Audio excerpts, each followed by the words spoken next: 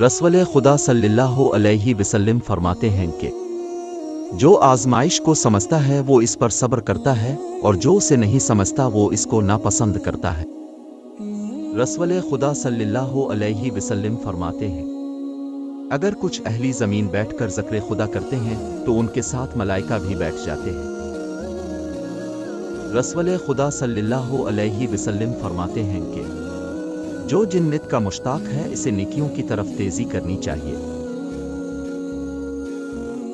رسول خدا صلی اللہ علیہ وسلم فرماتے ہیں کہ دانا ترین انسان وہ ہے جو جاہل لوگوں سے دور بھاگے۔